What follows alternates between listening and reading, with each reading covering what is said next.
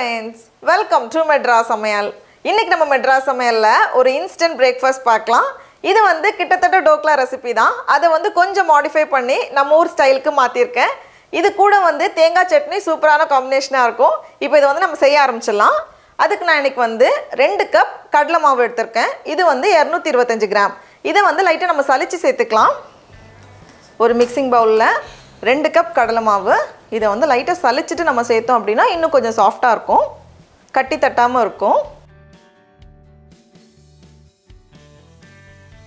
கூடவே 2 table spoon ரவை, கொஞ்சமா பெருங்காயத்தூள்,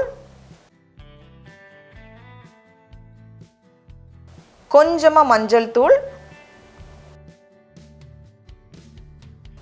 அப்புறமா ஒரு துண்டு இஞ்சி, ஒரு பச்சை மிளகாய்.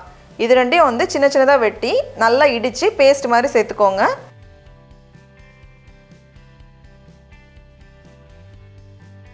கூடவே கொஞ்சமா மல்லி இலை, தேவையான அளவு உப்பு. நான் வந்து 1.5 டீஸ்பூன் எடுத்துர்க்கேன். இது எல்லாத்தையும் சேர்த்துட்டு ஒரு வாட்டி கலந்துடலாம். அடுத்தது இதில் வந்து நம்ம தண்ணி சேர்க்கலாம். ரொம்ப தண்ணி ஆகிடக்கூடாது, கொஞ்சம் இட்லி மாவு பதத்தில் இருக்கணும். அதனால ரொம்ப கெட்டியாக இருந்தாலும் கொஞ்சம் ஹார்டாக இருக்கிற மாதிரி இருக்கும். இப்போ கொஞ்சம் கொஞ்சமாக தண்ணி சேர்த்து ஃபஸ்ட்டு வந்து இதை நல்லா கலந்ததுக்கப்புறமா, எந்தவித கட்டியும் இல்லாமல் கலந்ததுக்கப்புறமா எக்ஸ்ட்ரா நம்ம தண்ணி சேர்த்துக்கலாம். இப்போ இந்த மாதிரி கலந்ததுக்கப்புறமா இதில் வந்து 1 டேபிள் ஸ்பூன் எண்ணெய் சேர்த்துட்டு இதை வந்து மறுபடியும் நம்ம கலந்து விட்டுடலாம். நான் வந்து 1 கப்பை விட கொஞ்சம் குறைவாக தண்ணி சேர்த்துருக்கேன். கிட்டத்தட்ட 1 கப் மாதிரி தான் சேர்த்துட்டு இதை வந்து ஒரு 2லேருந்து 3 நிமிஷம் போல் நம்ம நல்லா அடித்து வைக்கணும். அப்போ வந்து இன்னும் நல்லா சாஃப்டாக வரும்.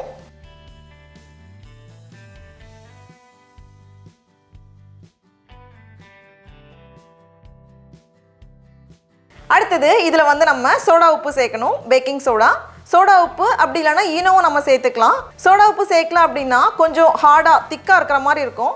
சோடா உப்பு சேர்த்தோம் அப்படின்னா நல்லா சாஃப்டாக அழகாக புசு புசுன்னு வரும். நான் வந்து ஒரு இட்லியை சோடா உப்பு சேர்க்காம செஞ்சு காமிக்கிறேன். மீதி எல்லாத்துலேயுமே நான் சோடா உப்பு சேர்த்ததுக்கு அப்புறமா காமிக்கிறேன். இந்த அளவில் நமக்கு வந்து 10 இட்லி கிடைக்கும். இப்போ வந்து நம்ம இட்லி தட்டில் ஊற்றிடலாம். ஒரு கரண்டி மட்டும் எடுத்து சோடா உப்பு சேர்க்காம காமிக்கிறேன். மீதி இருக்கிறதுல வந்து 1/2 டீஸ்பூன் சோடா உப்பு, அப்படி இல்லைன்னா 1/2 டீஸ்பூன் ஈனோ, எது வேணாலும் சேர்த்துக்கலாம். சேர்த்துட்டு இதை மறுபடியும் ஒரு வாட்டி நல்லா கலந்துட்டு இட்லி தட்டில் ஊற்றி வச்சிடலாம்.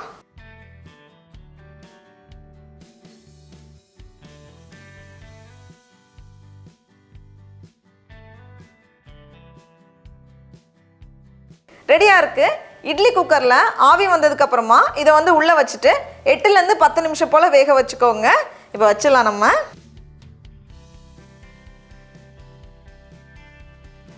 இப்போது 9 நிமிஷம் போல் ஆகியிருக்கு.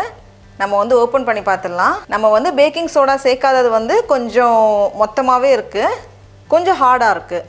ஆனால் மற்ற 3மே வந்து நல்லா சாஃப்டாக அழகாக வந்திருக்கு.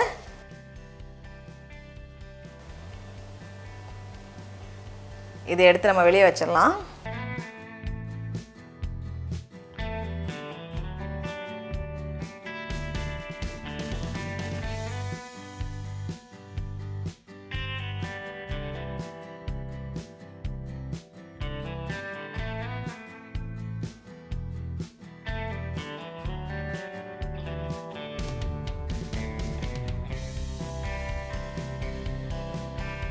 இது வந்து தேங்காய் சட்னியோட ரொம்ப நல்லாயிருக்கும். டடா, நம்மளோட சுவையான அழகான இட்லி நல்ல பஞ்சு பஞ்சாக தயாராக இருக்குது. அவ்வளோ லேஸாக இருக்குது. இப்போ இதை வந்து நம்ம டேஸ்ட் பண்ணி பார்க்கலாம். அப்படியே தேங்காய் சட்னியில் டிப் பண்ணிவிட்டு ரொம்ப ரொம்ப சூப்பராக இருக்குது. காலையில் டெய்லி என்ன செய்யலாம் அப்படின்னு யோசிக்கும் போது டக்குன்னு இதை வந்து செஞ்சு முடிச்சிடலாம். நீங்களும் கண்டிப்பாக இந்த ரெசிபியை வீட்டில் செஞ்சு பாருங்கள். உங்களுக்கு இந்த வீடியோ பிடிச்சிருந்துச்சுன்னா மெட்ராஸ் சமையலுக்கு சப்ஸ்கிரைப் பண்ணுங்கள். நாவின் சுவை எறும்புகள் மலரட்டும்.